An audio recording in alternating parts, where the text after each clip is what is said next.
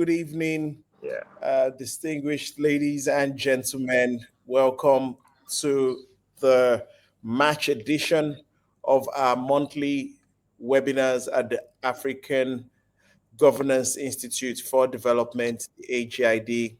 Such a pleasure to be back with us again. This is the third webinar of the year, and we're really excited to continue the conversation. As is our custom, please feel free to share where you're joining us from. The African Governance Institute has been set up to build leaders, value-based leaders, leaders that want to see changes. And so the vision is to build these leaders as well as empower active citizens so that they can play their role in holding those in office accountable. And together with the leaders and the citizens, we'll be able to promote good governance and develop our nations across the continent. As is our custom, please share where you're calling in from. My name is Seyi Adisa, the founder, executive director at the African Governance Institute. And it is my pleasure to warmly welcome all of us to tonight's webinar. Tonight we have a very special guest, someone that epitomizes a nation builder, certainly a reformer, a visionary, someone that is not just talking but also walking the talk. And I'm really looking forward to having a conversation with our guests on how he sees leadership, particularly from a nation building point of view. Our guest tonight is no other person than Mr. Daniel Otabor. Mr. Daniel Otabor is an author, a nation builder, and a leadership advocate. He's got over a decade of experience designing programs that would inspire national growth. He's known for his expertise in leadership training, public speaking, and program development. Daniel is indeed raising a new generation of leaders across Africa. Through initiatives like Speak with Daniel, Run for Nigeria, the Leadership Responsibility for Nation Building, Daniel has certainly impacted thousands and thousands of lives, training over 1,000 professionals in public speaking and empowering 13,000 plus university students with leadership and governance workshops. Daniel is a TEDx speaker. He's the author of a book, which I can't wait to read, Dear Leader, a 365-day approach to leadership. Daniel is renowned for his ability to translate complex ideas into actionable insights. And I'm sure we will be getting loads of that at our webinar this evening. He's really focusing on emerging leaders, nurturing them, and helping to drive systemic change that will rehabilitate homeless teenage boys through education and mentorship. Of course, he's been recognized nationally, and it is my pleasure to welcome him to the African Governance Institute for Development's webinar for the month of March. So welcome, Daniel Otabor. It's good to have you. Thank you so much, Honorable, for that introduction. Thank you so much. Thank you also for inviting me to speak today. Amazing institute. Love what you're doing. I'm super excited to see what's going to come out of this institute in terms of leaders and nation builders. Just having that community of people who are intentional about transforming Nigeria and Africa at large, right? So thank you so much. Thank you so much. Thank you so much. All right, great. So Dana, we're going to jump right into it. As is our custom, we would speak for the next about 35 minutes, and then we'll open the floor for questions. As I'm sure our audience, as you can see, Halima from Senegal, it's not just from Nigeria, from across the continent, and it's always such a refreshing time to get to have answers to other questions I may not have done justice in asking. So please, we look forward to that. But let's talk about leadership. Our topic tonight is playing the game or leading with purpose. You know, Yeah. people, especially in the political field, it's like politics is a game, it's just a game. And if you like, there's already certain things politicians or leaders generally, I don't want to just limit it to politicians, do. And people say they are great leaders, but all they've just done is play a game. They've not led in any real way. I'll give you an example. When you see an official, a government official, um, in Christmas, he gives out Christmas chicken. During the Muslim festival, he gives out rams, and people say, "Oh, he's such a great leader." He's not done any leading. He's just giving out. He's just played the game. He's just played what regular people will do. There was nothing leadership about giving out those gifts. Anybody could have done that. And so, in your opinion, how do we, if you like, differentiate this playing the game and leading with purpose? Let's start from there. However, I think it's interesting that you mentioned that sort of patronage politics, as it were. Mm. I think that's why you mentioned it, right? I was seeing the news a couple of hours ago.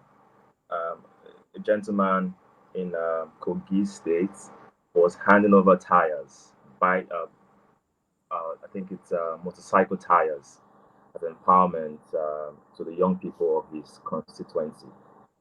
And I shook my head and I was just wondering what on earth is happening. Okay?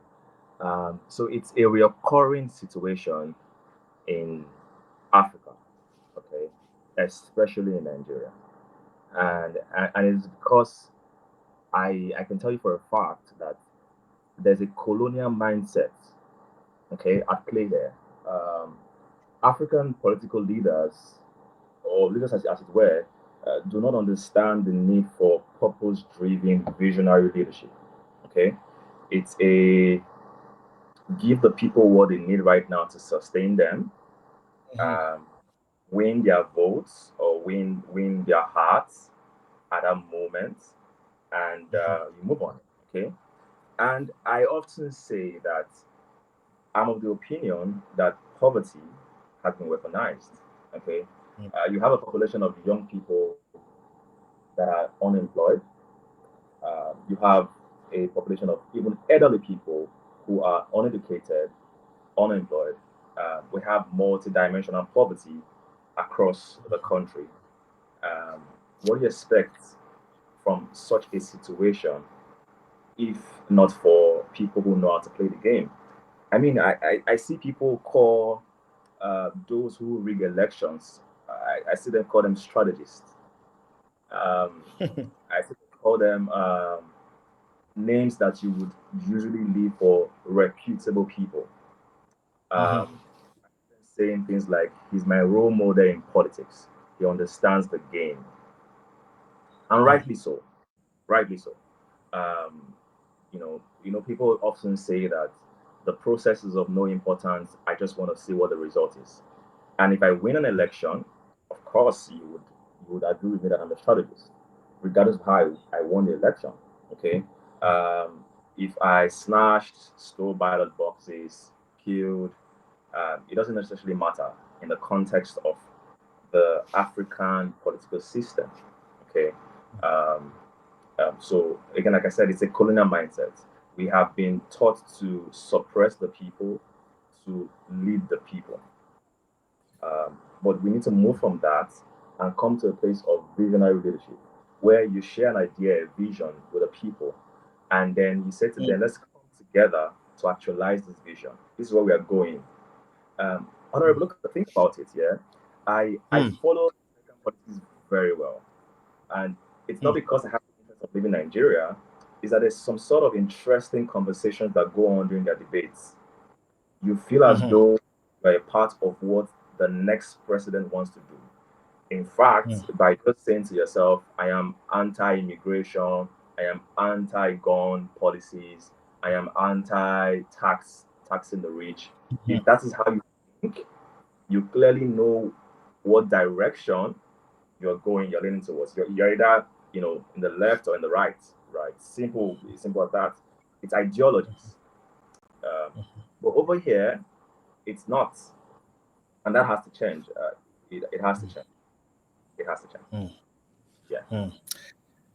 Well, you started touching on several things that we're certainly going to explore a little bit more. You talked about economic empowerment or disempowerment, as the case will be, being a major reason why we are where we are, and the political patronage that sort of optimizes that or leverages on that. So in Africa, I think it's just fair to say that people see power, see leadership as a means to power generally. It's not a call to serve. And even when leaders, say, when I get into office, I'm going to be good, I'm going to change it, I'm going to get things done. Then Yeah. they get there and then you're like, what's going on? This isn't what you said. They get caught up in the system. So what happens? Is it that they didn't have a good vision, they didn't have a strong enough mindset, or is it just that the system took them away, as it were? What do you think? So, I'm glad you're asking me this question, Honorable. And I can tell you for a fact that I know you've experienced this firsthand, right? Yeah. I know. Uh, you see, you can't create great change if you have few people with the same mindset in an already corrupt system. Okay. Um, so I would practically give you an example of what is happening in the Senate, for example. You see, there are few senators that are from Labour Party. Okay, there was an issue that happened recently, and the one of the pioneers, I would say, of the obedient movement, Peter Obi, had said, "Hey, senators of Labour Party, please do not align yourself with what's happening. It is this. It is unconstitutional. Yada yada yada yada." And I said to myself, how many of these people who you think would not align with the quote unquote unconstitutional declaration, how many of them do you think they do not even make up to third of the House? They're not up to 10, for example. Okay. How do you want them to create the kind of change that would have a positive impact in the disposition of the country? So it takes me to a point where I'm saying to us that we need to have a critical mass of people who want the same thing to really serve and transform Nigeria in political positions. So how do we Right. build that critical mass? That's what we're doing right now. Okay. Because I tell you for a fact that for the longest of time, Honorable, you know that we've been told that politics is a dirty game. Okay. You would almost at a time, not right now, at a time, you would almost tell your kid, if your child says to you, I want to be a politician, you would always say, what do you mean by that? I'm not going to allow you to do that. Um, Especially in the 90s and early 2000s, yeah, you would almost say to your child, do not think about such things. You can't, you can't clearly think that you want to become a politician. It's just not the way to go. So we've left political positions, right, for people who almost do not have a, let me use the word, a life, for lack of a better term.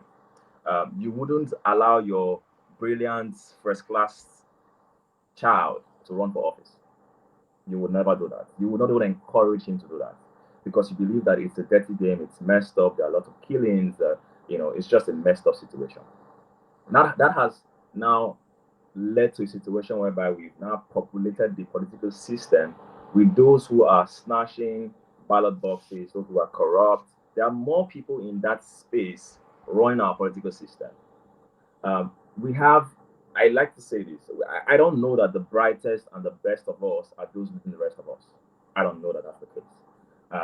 And it's evident in the policies, in the way things are done irrationally, in the way things are said, in the way people do things without consequences. Okay, so we need to start to enlighten people, young people, to say this is what governance is. Take a course on policies, understand politics, understand the economy, understand psychology, of people, understand the environment. We need to do these things continually and effectively across secondary schools, universities, I would dare say primary schools. Honorable, I went to speak one time in a primary school, and I said, I love to ask this question. I said to them, how many of you here would love to be a policeman in Nigeria? There were no hands, Honorable. Nobody. None of them. I asked again, maybe they didn't hear me. How many of you would like to be a policeman serving your nation in mm, Nigeria? No hands. Primary school students.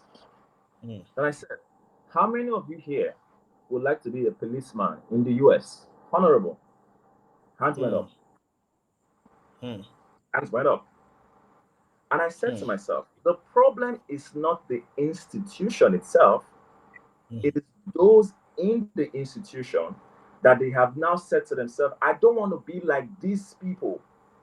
So I'm mm, not going to go into this institution, but take me mm, out of this environment to a different environment. I would be in that same institution and serve. mm, And I asked a young boy who was about, I think he was about 5 or 6 years old at the time. I said to him, why did you decide not to become a policeman in Nigeria? And he said to me, 50 naira. I was shocked. 50 naira? What do you mean by 50 mm, naira? He was talking about the bribery, the things he has seen, the movies he has watched, the complaints he has heard. Uh, he might not be on social media, but he would have other ones that have spoken about the police brutality, the things happening. So he hears these things, and at that age, they are listening more than they are contributing. All right. So all of these things are what I look at, and I'm saying to myself, we need to start to reorient the and we are 65%. The 65% population of Nigeria is below 30. Below 30. An additional 11 million people turned 18 since 2023, honorable, which means that there are 11 million new voters that are going to vote in 2027, right? This set of people would also be thinking to themselves, I don't need to have my PVC. My vote will not count. Let's park that in one side. I think we're gonna get there. mm, But the point again is that we need to rearrange people. We need to start to do this thing consciously. It's not enough to talk about bad governance. It's not enough to talk about the things that are bad in the country. Those things are obvious. It has to be mm, solution based right now. And it's one of the reasons why I'm currently on tour across universities. I launched the tour in University of Abuja. It's a nation building tour across the 6 geopolitical zones, just educating university students on nation building, rehabilitating them on what they can do for their communities, how they can get into elective positions, how they can contribute uh, in their constituencies, and all of that stuff. So I think that's a good way to start. and that's probably one of the reasons why you're also on this webinar this evening, because you are certainly one that is walking the talk. And I hear you very loud and clear about the intentionality we all need to have. We at the African Governance Institute for Development have a book for primary schools in governance. We also have clubs for secondary schools. Again, on governance values, we have a club. We have clubs at universities. Again, for governance and just having the sort of values we need. And of course, we're doing other programs post university. So it is that sort of intentionality that is required if you're going to get what you call the mass majority to come to terms.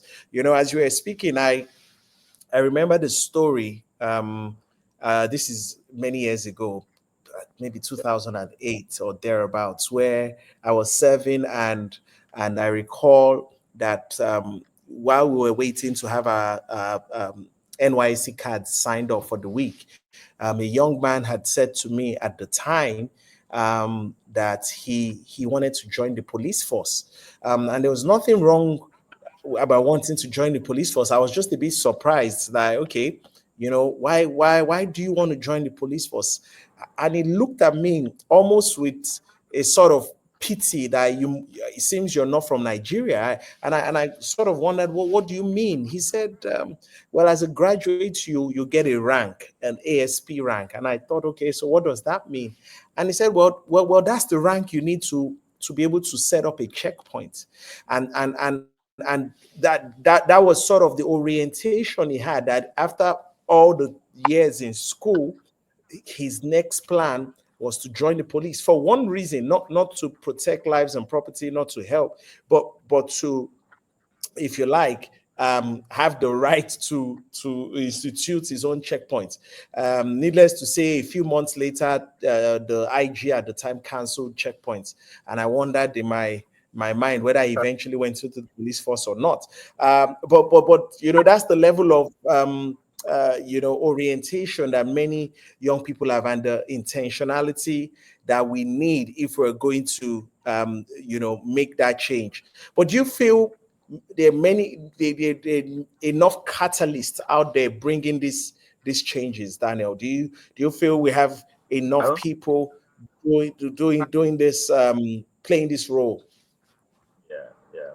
So I think we don't have enough. There was a period in Nigerians' time, or there was a period in time when we had people who were proud nation builders. Okay, there was a time in not too long ago when you would see people say, "My name is Daniel Otabor, and I am a nation builder." It was such a badge of honor. Okay, um, but the frustration in the system, the responsibility grew on young people at the time. You know, young guy who's not married could fight for the continuous existence of Nigerian democracy, right? But suddenly now he's married, he has kids, he has responsibilities, and his fights for the past 5, 10 years to him has not yielded, or to her has not yielded any results in terms of the changing the political system. So they either leave Nigeria, or they just keep quiet. They become silent. We don't have enough people. We need more people. We need more people as much as we need people who are almost representatives in polling units. That's how much people we need.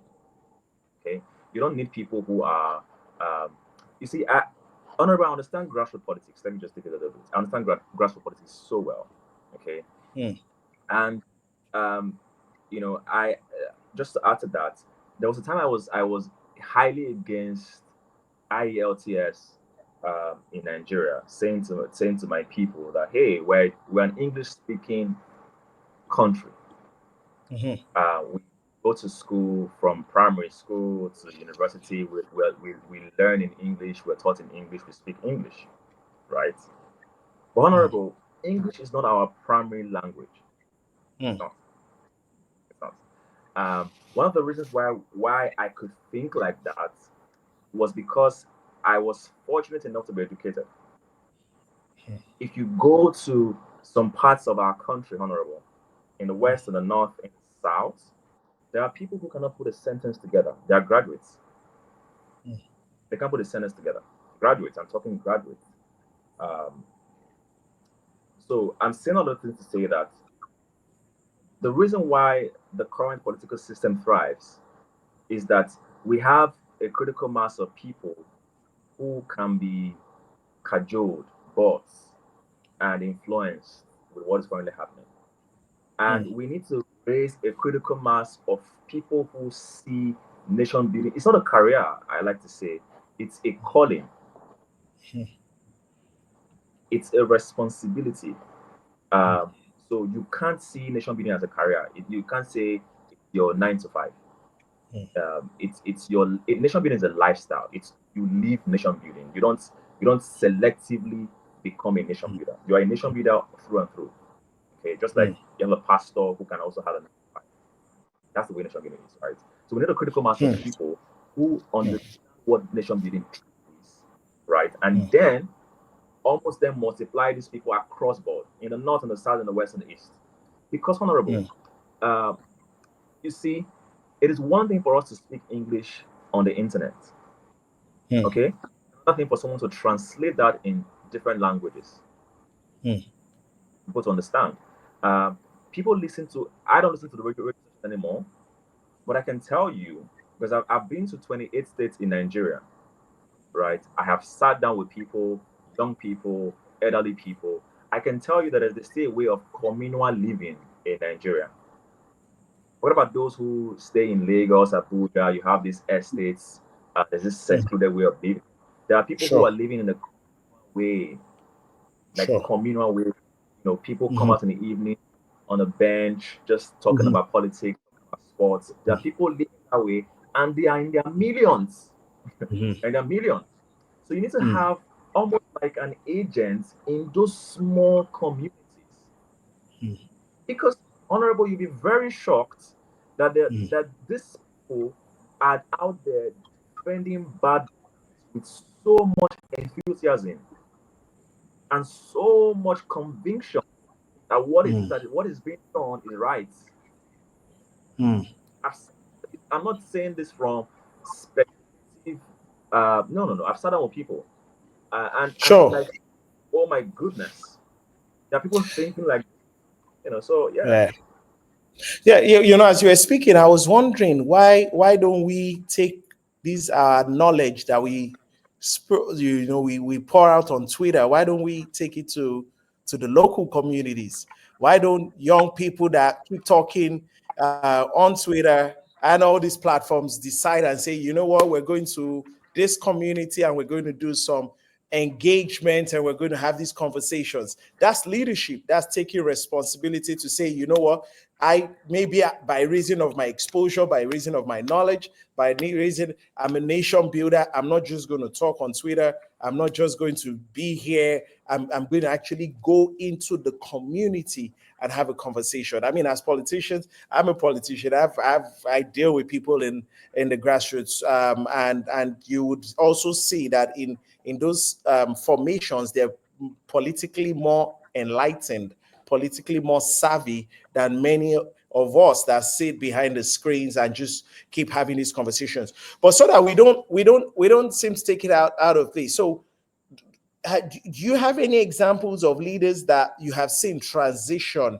from this playing politics, playing games with their leadership role to actually yes, becoming purposeful leaders? Have you encountered that? Because someone might be watching and thinking, hey, it is what it is. How do you know of any? And if you do, what did you see help them to transform their approach to leadership?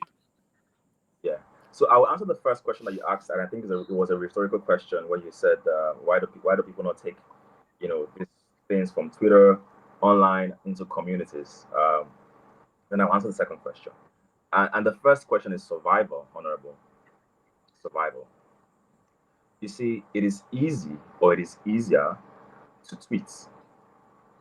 Not to undermine the power of tweeting is super powerful. I've seen that cause immense change in our system, in our country.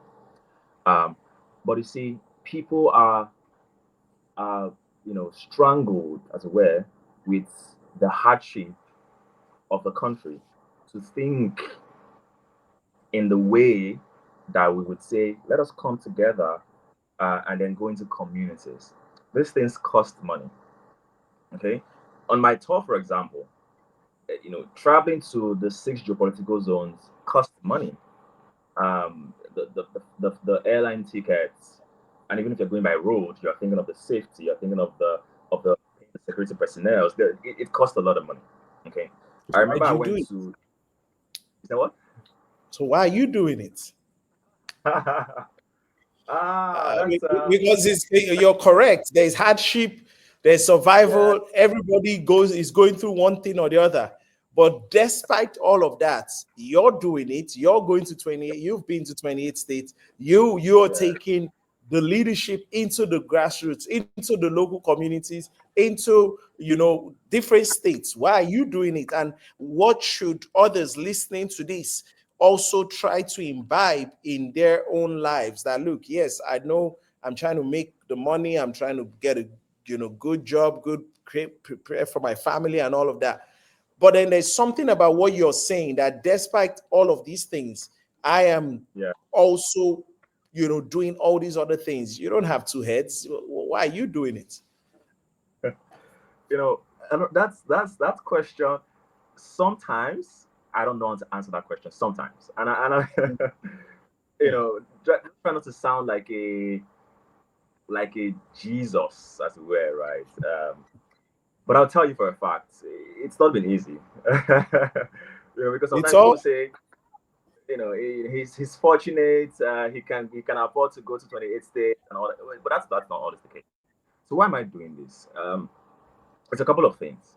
First things first is my assignment. That's the first most important thing, is my assignment. I don't see myself doing anything else. Okay. So I would look for the resources to do it. The same way people look for the resources to start a business, for example, or to set up an NGO. I would look for the resources to do it. First of all, it's my assignment. Secondly, I'm a patriotic citizen of Nigeria. I'm patriotic. And I know people would say, what is there to be patriotic about being in Nigeria, right? And I will respond to them to say that patriotism is not what your country is doing for you. Is that in spite of what your country is doing for you, you still have great love for your country. Yeah. That's patriotism. It's not about whether the country is giving you A, B, C, D. That's easy. You know what people are probably thinking, Daniel. Apart from the fact that what did the country do for me, which you hear a lot, is I mean, people are thinking, if I could read the minds of people, it's like, what has Nigeria done for me? And I think that's a very wrong question. But or you hear things like, don't let Nigeria happen to you, or don't let all of these things. And I don't want to interrupt you anymore. Let me let you speak. Yeah, so you're right, honorable. You're right. So it's a we need to flip that. Okay, Nigeria is not, and it's also because of the way we've seen people just come and take, and take. So you see Nigeria as a place to come and get from, not give back to. Okay, so imagine the gentleman who wanted to become a policeman to set up a checkpoint. Take, it's take. It's a take mentality. It's not a give, right? So From for the that reason, families, say what again? is it the family values? Why is it a take and not a give? It's family values also. I would say to you, and it's decades of that sort of suppressive mentality. We've been suppressed, honorable, for a very long time. When you see the way people think, I put out a post today on my Instagram platform, and I said that the psychological damage of what's currently going on in Nigeria is going to go way beyond today. Okay, honorable, you're fully aware about the declaration about the Rivers State governor being suspended for 6 months alongside his deputy and the House of Assembly members all suspended for the next 6 months. Okay, there are people in two different in the different eyes of the conversation. There are those who are saying that I condemn this. There are those who are saying I commend this. Okay, it's two things, and I get both perspective of this conversation. I get both perspective. But my worry, honorable, is not necessarily about the perspective of these two people. It's about the fact that there's a debate of people backing what seems to be an unconstitutional declaration of an individual and finding a way to somewhat defend it. That for me is the greatest threat. It's not about whether or not it's condemned or commended. It's that I'm seeing people, right, defend these things with actual facts, quote and unquote, and I'm wondering, oh wow, so you hear things, honorable, and I am greatly concerned that you can think about this. I think you want to say something, please. Yes, it's one of the things that because just before I came online, the reps have passed, um, if you like, ratified. That's the representatives of the people across the federal constituencies from different Absolutely. parties. The Absolutely. senators have also done same. And of course, like politics is, there are many things that you see and you don't see. All Oh right, yes. and even what you have said seemingly unconstitutional, like you also know that the Attorney General of the Federation, the number one law citizen in the country, has come out to tell you, why this is it, and the catalog of all the other things they will tell you. Look at 2013 and look at 2014. I get your question, that it's not for now, and it's almost like it's a futuristic thing that you are afraid of, but I think it's systems that I want us to look at it from. You know, how how should young leaders balance pragmatism with idealism when working with imperfect systems? Because that's the challenge all leaders are going to face, Daniel. You're going to be in that house. Maybe not everybody in that house of reps agreed. Oh yes. Um, Maybe not everybody in the Senate agreed. But as leaders, and as you speak, I remember during the NSAS, I was in the house at the time, and I remember many people came online and attacked even myself. I'm not from Lagos. But just because I was from that political party. And so if you like, what it reinforces for me is the need to get people with certain type of values into the system, people that will think, sound, have values that are similar to you, because that's what democracy requires. Democracy is a game of numbers. And so if you have people that their values tell you this is okay, then it is okay. That's what we're saying. That's the purpose of democracy. But if you get a good number of people with the type of values that you expect to have in the system, then the sort of results you will start to see will look like the sort of results. So I've been in the house. I've seen times where decisions were taken that I didn't agree to, and sometimes you have to just balance. This is the ideal world, but this is the pragmatic situation I'm faced with, and I think sometimes is the agency to be able to balance between those two sides that every young leader must have in their arsenal of how they do things. And a lot of African leaders have been accused of having that sort of mentality where they just do things so that people see them, so that people applaud them. But there's really nothing purposeful about that. And that's on the one side. Honorable, I have to commend you, and I don't do this all the time. To Nigerian politicians, actually, I don't. I have to be very honest. I unfortunately have. Yeah. Anyway, let's. I don't do it all the time. I think before you got into the house, you had been someone who is honorable. You didn't get into politics and you became a honorable. I don't. That was not the case. You Mm. you took what was honorable as your way of living into the House of Assembly, and you epitomized that all through your service years. I remember when I noticed that you were not coming back, right? Uh, and I was concerned. I was concerned. I know the politics behind that, right? Mhm. Because I kind of like know your state politics very well to a large extent.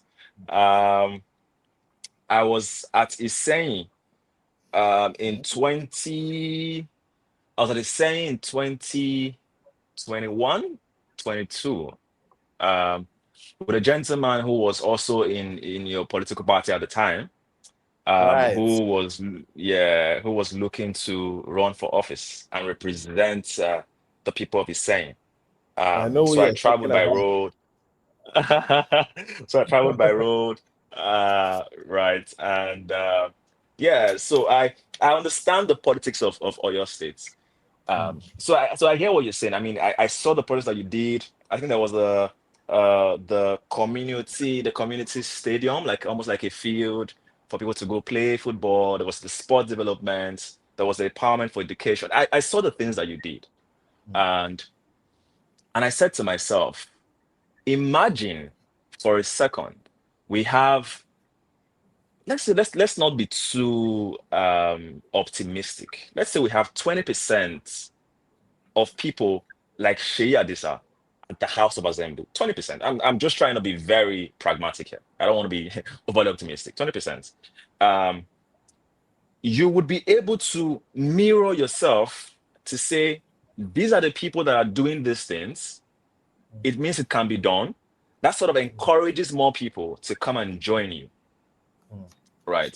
Uh, and unfortunately, like I said, unfortunately, you had not gone again for the you didn't get into the House of Assembly again, right? But that's a different conversation. So I was saying that so Paul Kagame's from 1994. I don't know that Nigeria has gone through. I mean, we've gone through our own share of wars. There's the Biafran War that took millions of lives. There's the Civil War. We've gone through our own coup and all the likes. But there was a clear genocide in Rwanda at the time. Um, People were being killed. It was ethnic cleansing. It was ridiculous.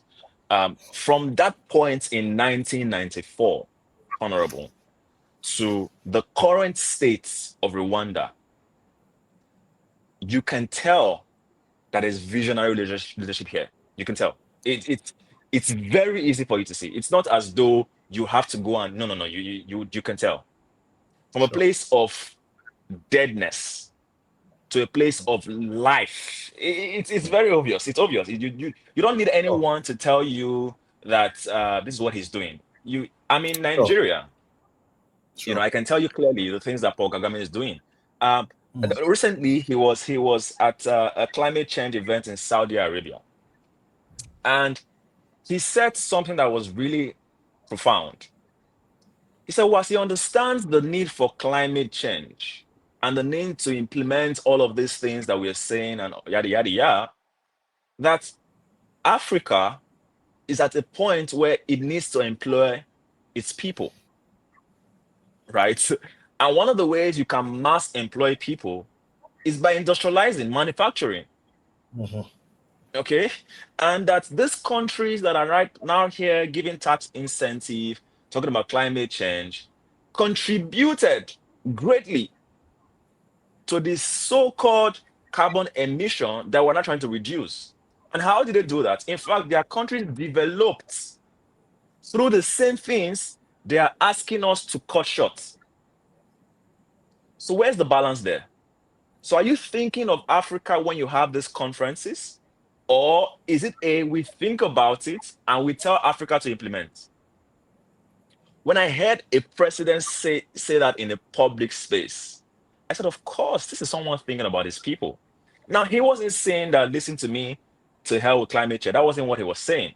He was saying that there's a need for us to say to ourselves, Africa is at a particular position where we can find a fine balance between implementing technologies that can help reduce carbon emission and still industrialize. And we're already doing that, right? There are places where we can start to implement these green policies, but there are places where we can't just do that right now. And it's not because we want the world to end. It is that I have a people that I govern who need jobs. And the way I can provide jobs for them is if I have industries, companies, plants, right?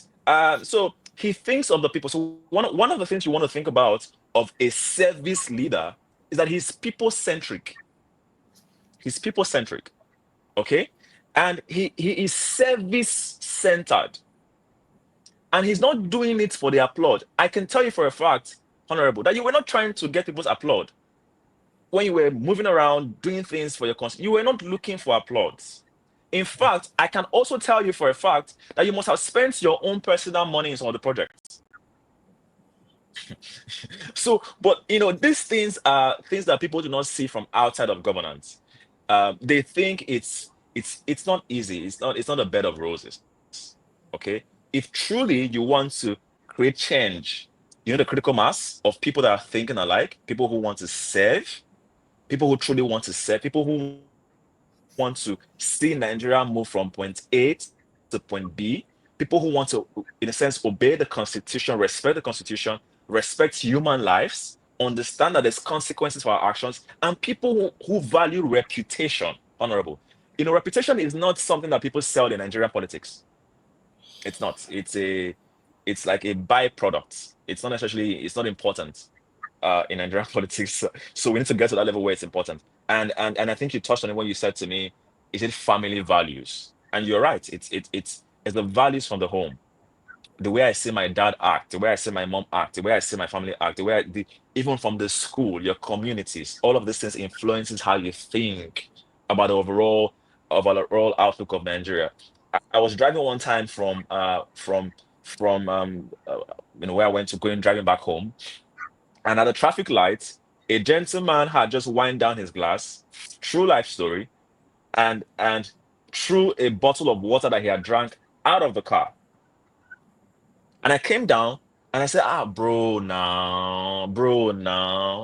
And he said to me, do you want the car? I said, no. I said, bro, in this your fine car.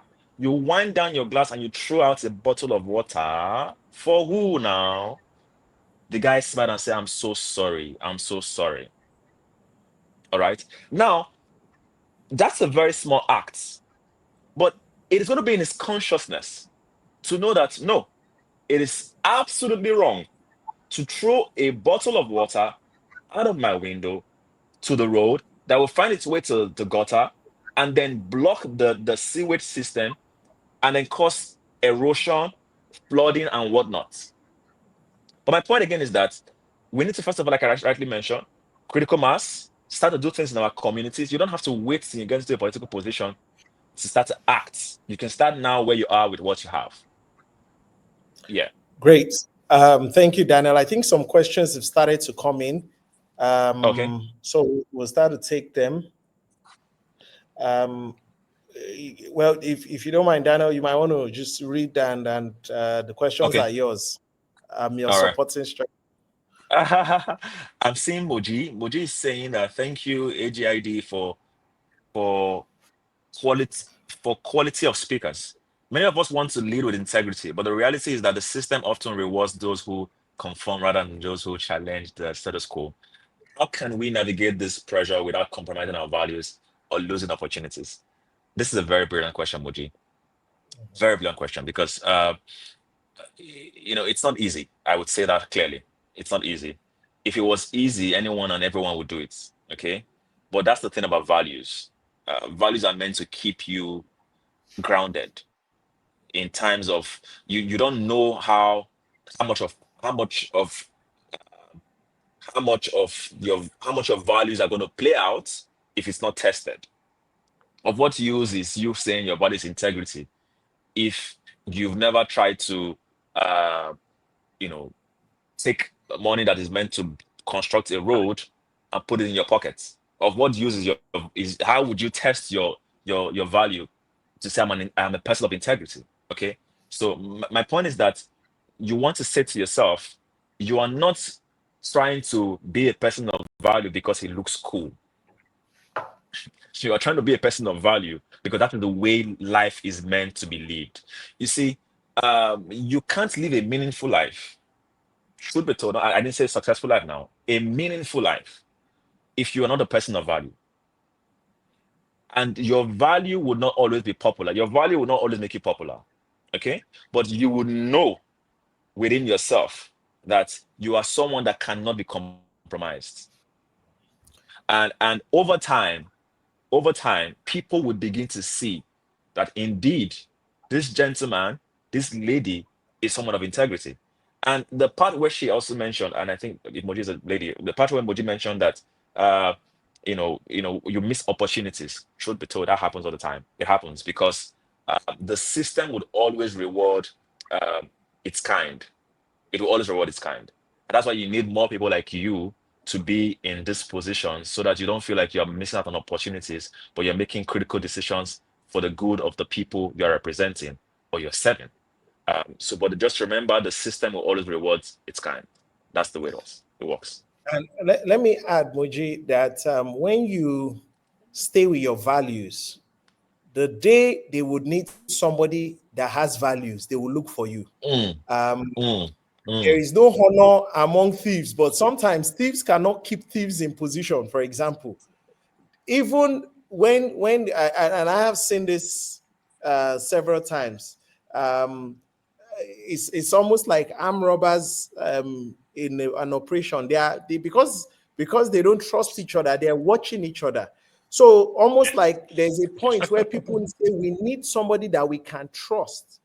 And so don't when you compromise values, it changes who you are, and it's Yeah. difficult to retrace your steps back to where you started from. It's like you were here. Yes. When you compromise, you move and you Mm. move, and even when you try and move back, you never quite come to where you Get to the started same from. position. Yeah.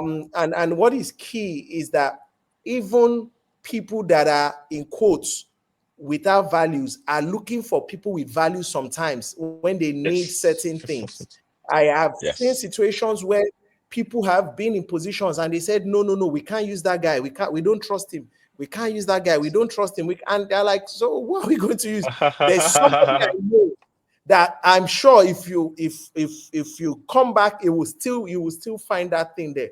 And so Yes. somehow while the system will reward itself, and I agree with that, but there comes a time where there is even a need for almost a greater value, and then they look for Yes. people like that, and that's why you can't afford to compromise. Yes, you will lose many opportunities, like Daniel has said, Oh yeah. but there will be some that will be preserved and prepared for you. And when those Mm, come, mm, mm, it will be mm. yours. And like Daniel said, that is also the reason why we need to populate the type of people we want to see with values, value-based leaders.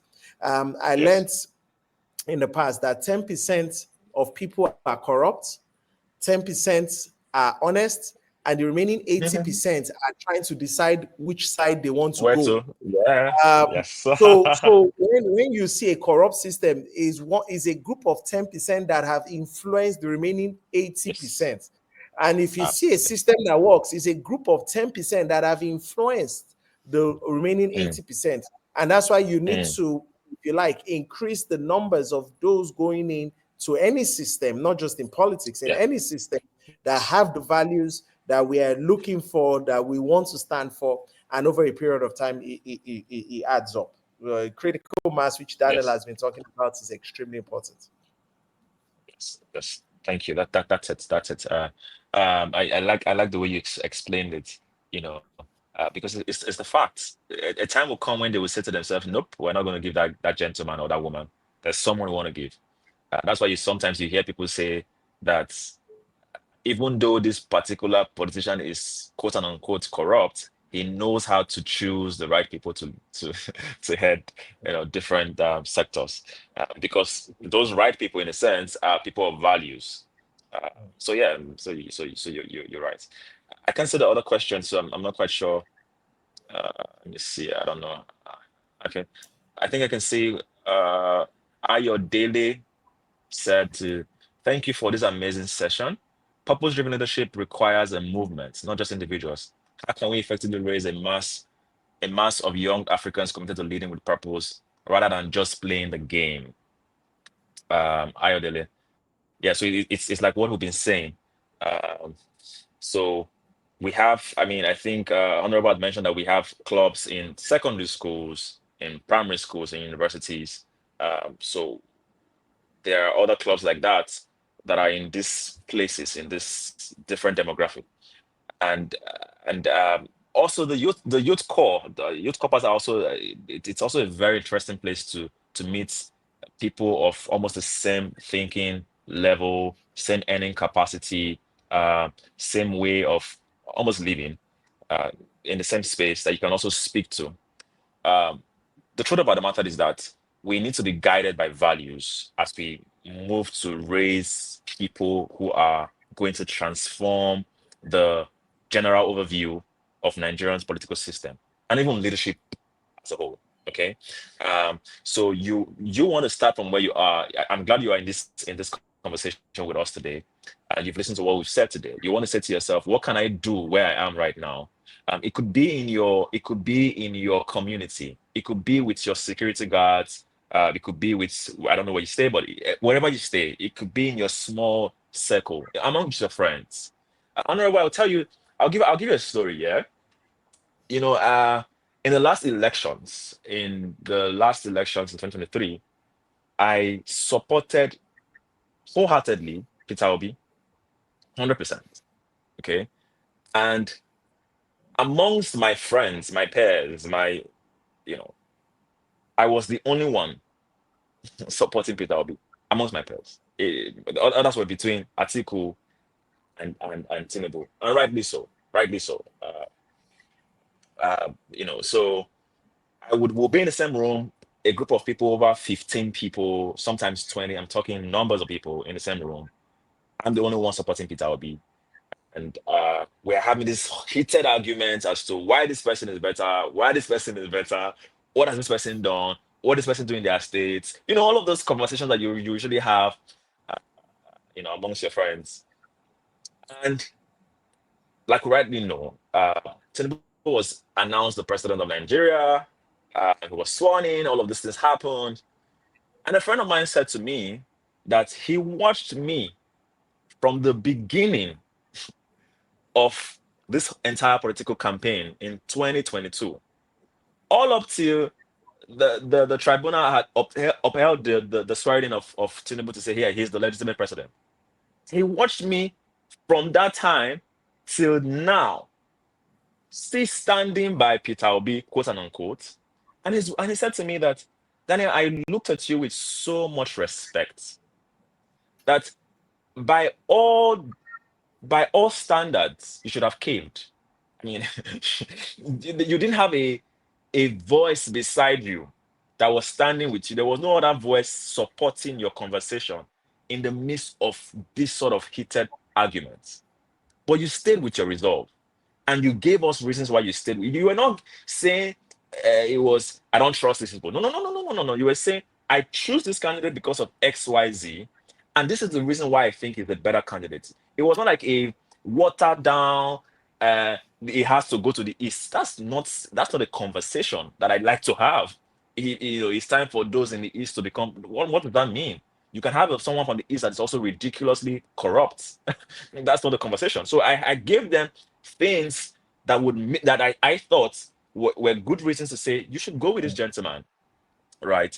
And I'm saying this to say to you that you would have to stick with what you believe in and back it up with facts. You're not a keypad warrior. Facts, figures. You're not there to train insults, rubbish, nonsense. No, no, no, no, no, no, no, no, no. If you want to win people, you're going to win people with empathy. You're going to win people with values, with statistics, with facts, and you are going to have to be patient.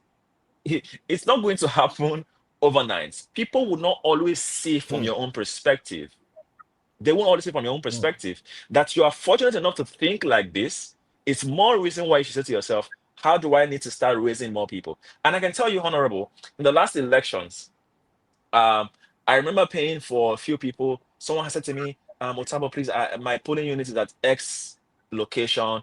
I'm trying to get an accommodation. I said to the person, don't worry, get it. I'll pay half of your hotel bill.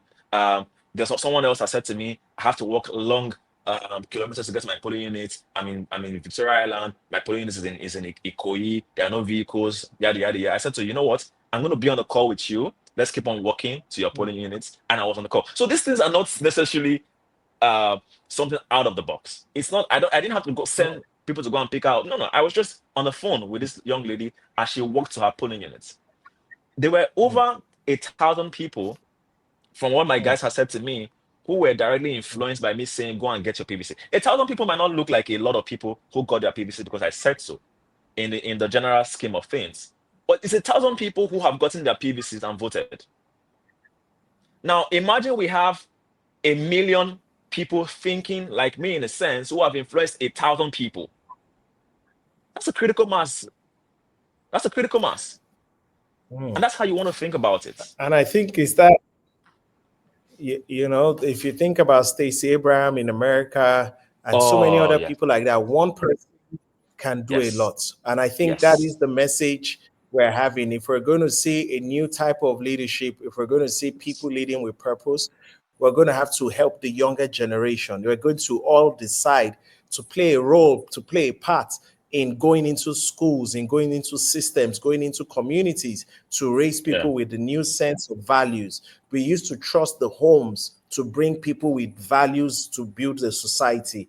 Now we're not going to leave it to just the homes to bring the values. We are going to go into the schools and into several Yeah. systems to ensure that we raise a generation that looks like what it is. They said it's education that can change the world. And that's why we must decide that it's not just maths and English that we will educate with. We will educate with values, we will educate with leadership Yeah. values, we will Yeah. educate with civic values so that people can decide Yes. to become nation builders, patriotic nation builders. I've always wondered why Americans put their badge on everything and why Nigerians don't put their badge on the Nigerian flag on anything. Um, you know, it's Yeah. almost like people. I have a face cap with the Nigerian flag, and I'm so proud every time I wear it abroad, Oh anywhere. yes. You know, but then it's not something that is common. So we're going to take the last Mm. question. I think we're out of time now. Yeah. Daniel, I think there's a last question for you, and Mr. then we'll Daniel. just wrap it up. Yeah. Mhm. Mr. Daniel, how can leaders prioritize the needs of their citizens while also addressing regional and global challenges? So I think you're asking this question from a place of saying that it is possible that the local demands, the local challenges might be different from um, the global need. I never thought in my life I would refer to someone who got into power through coup as a reference point, right? Um, you know, but I'm talking about uh, Traore of Burkina Faso. You see, the gentleman he's doing something quite remarkable, even though he's a military ruler. And one of the things he has done, in a sense, is to first of all think, what are the needs of my people, pari pursue uh, the global requirements or the global challenges? Are my people hungry whilst I'm thinking of how to please those in the global community? Or are my people empowered and I can now think of what is happening in the global community? Now, you don't want to be caught out of what's happening across other countries. You want to find a fine balance. And I think that fine balance for me has to begin with you meeting local needs. I don't see any reason why. Um, a few months ago, Senegal, for example, um, celebrated that they were now refining their own oil. Okay, there was that celebration that went on a few months ago. Uh, there's the one happening in Botswana. Their diamonds are now the president is trying to see a situation whereby that can now cut across more people, reach more communities, influence more people that don't have the economic power as others in the country. Then there's Rwanda, like I mentioned. All of these people have one thing in common. They focus on the local need. They focus on how do I serve the people that voted me into power, people that I have sworn to serve, and look at what's happening. You know, Honorable, people do not like Donald Trump, and for good reasons. For good reasons. But if there's one thing you can't take away from that gentleman, it is that he would always put America first. He will. Whether or not you like the way he speaks, whether or not you like the way he gives nicknames, whether or not you like the way he talks arrogantly with what he did with Zelensky when he came to the White House, right? Whether or not you like those things, one thing you cannot take away from Trump, it is that he would always put American first. It is after he has thought about America that he can now say to you, okay, what's happening in the far north, in the far east? And I don't think that's a problem because you can. you can become so big brother centric that you forget to serve your people's needs. And I'll give you another example, Honorable. Yeah. You see, there is a what's this word now? There's a sentiment amongst those in the West that they have colonized those in Africa, and they seem to think they need to give back one way or the other by their policies. There's that sentiment, there's that guilt, is the word I was looking for. And that guilt has led them to, the way they form their policies, how their immigration laws, and all of that stuff. And it's not working perfectly for them. Okay, but there can be a fine balance. There can be a fine balance. You don't have to ridicule other countries because you want to please your people, but you don't also have to ridicule or displease your people because you want to appeal to others to say, "Hey, we are good. We are open-handed. Come into my country," and all the likes. Yeah. So I think there can be a fine balance, right? So there's that. And I There's think that. that's the agency required from leaders. You see, Yes. your foreign policy is extremely important when Oh you are yes. a nation of influence. Oh And yes. we have seen over the last decade or so a more almost more countries looking inward. We saw it in Brexit in the Yes. UK. We saw Yes. it, or we Yes. have seen the trend in America and many other places where people are looking inwards and looking after their own people first, which, like you said, Yes. rightly so. But there's also Yeah. a price to wanting to become a world leader. There's also a price to having the position of being a first among equals.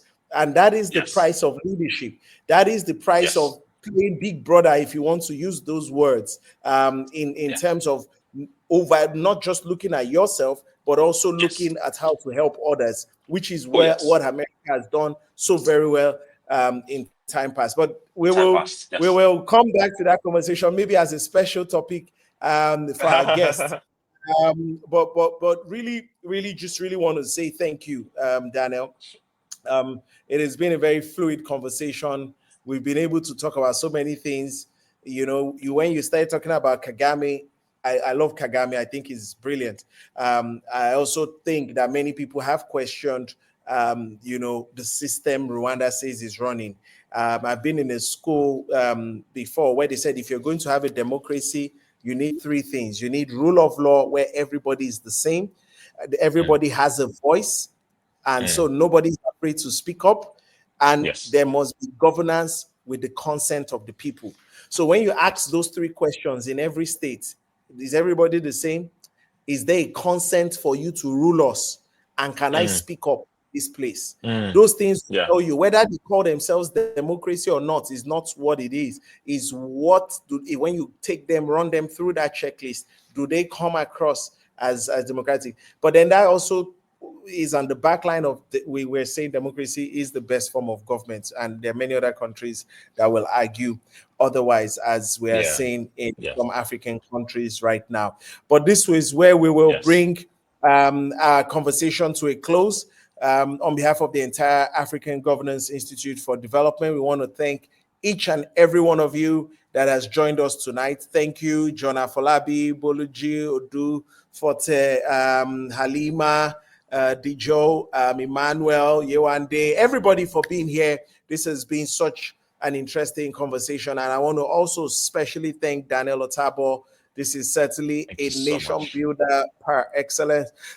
He has Yes. not just been talking, we can see the passion, we can see the patriotism, and we need more people like him, not just Thank you so speaking, much. but going into the communities to influence, to build that critical mass that we need to build our nation in Nigeria, in Senegal, in Ghana, in Kenya, across the continent. We need to raise a new Absolutely. generation of leaders. And that's only going to happen when we intentionally decide to go and reorientate and bring new values to the people out there. So, once again, on behalf of the African Governance Institute, we thank everybody. If you haven't joined our community, you will receive an email. Please join our community. We also launched a course yesterday. Please share the cost with friends, those that are planning to run for office. It's called Ready to Run.